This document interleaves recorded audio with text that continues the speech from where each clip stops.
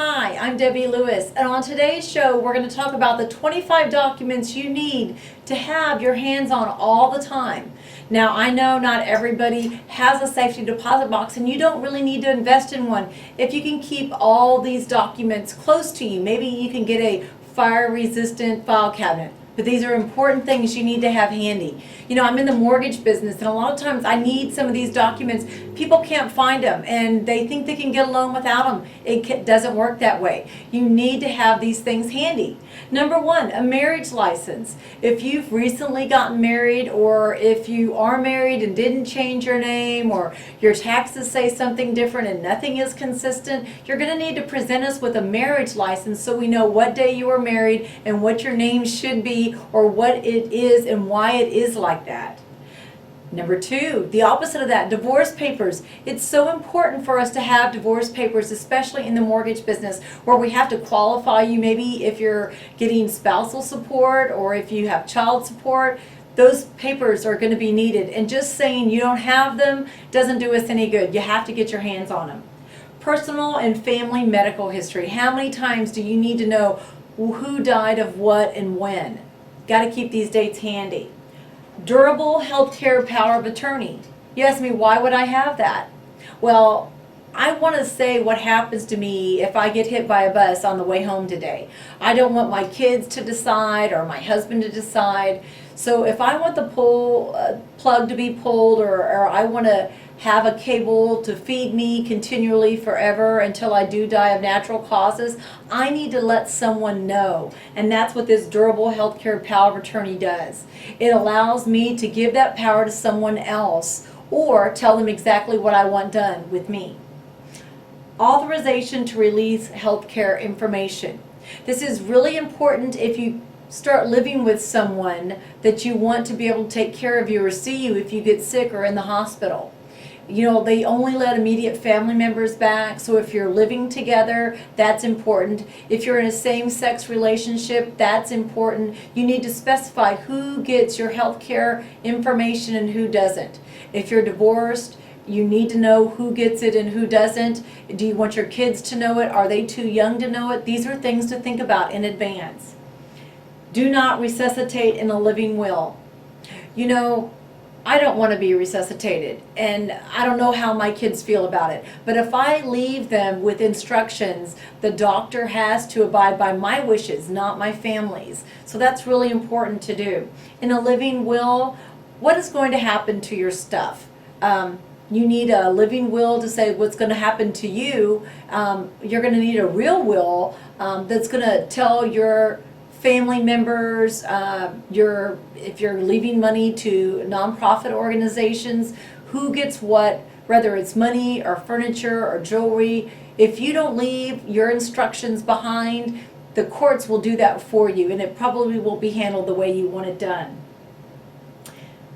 Housing, land, and cemetery deeds. You know, my parents bought cemetery plots but never told anybody anything about it. It really wasn't our concern until they pass away. And then it is your concern. You need to know where, if they paid off those funeral services, you need to know where they've paid them and have proof of those things being paid in case the company in which they paid them is either no longer around or has changed names. You need to keep those documents handy. Escrow mortgage accounts. Can't tell you how many people come into me and want me to refinance their home, but they can't tell me if they escrow or not, who their insurance is with. You've got to keep your hands on all those documents and keep a file at home. Proof of loans made and debts owed. That's a big one. Proof of loans. What if you can't get your hands on what the interest rate is on a loan? I can't tell you how many people call me and say, what is your best interest rate? And I ask them, what is the interest rate on your current home loan? They have no idea. I'm like, pull out those documents. I don't know where I have them.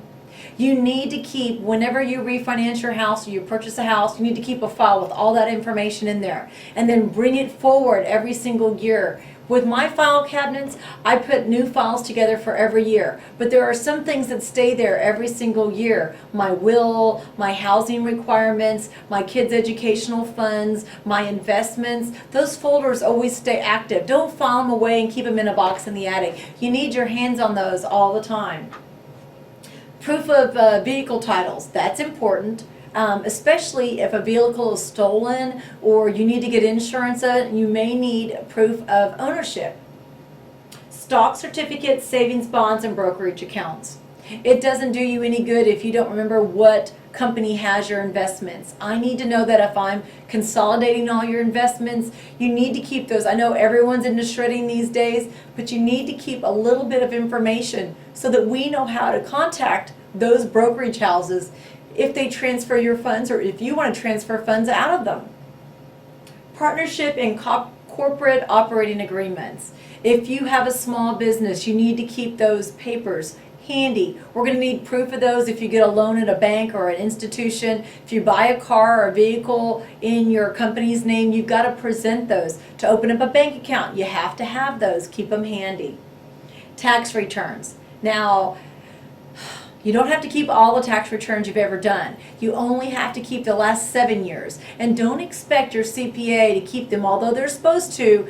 Things can happen. Computers can break down. Memories can be erased. Keep the last 7 years. If you have to keep them in your computer, back up your computer to make sure that you have them. They're really your responsibility, not your CPA's. And if you do a mortgage loan, I'm going to ask for the last 2, maybe 3 years tax returns. And I'm going to need all pages. So make sure you keep them all.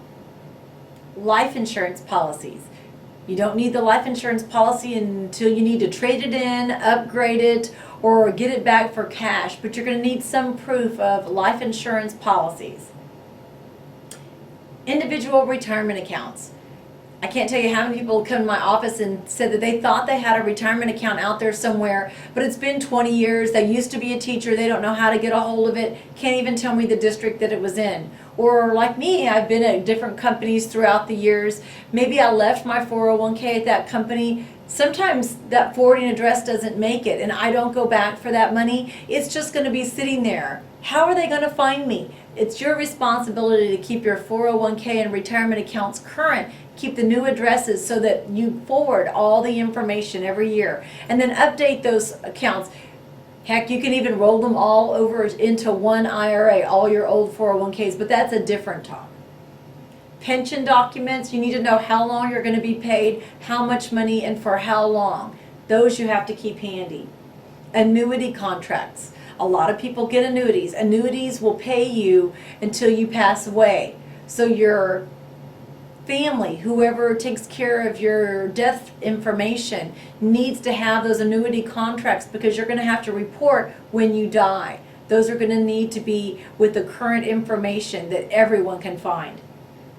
A list of all bank accounts, usernames and passwords, safety deposit boxes, letter instructions, and trust documents. Now, you may not want all those together, but you need to have them in somewhere, something that's protected. You don't need to tell all of your kids, but somebody needs to be the beneficiary of all your information. So you might want to have copies.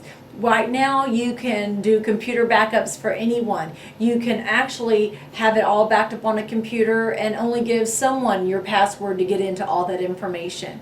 It's best not to keep all the password information together, but I do have them on a list and it's on my computer. And of course, the computer drive is backed up so that anyone will be able to find it. And of course, as you upgrade your computers and you move from one computer to another, you need to update all that information.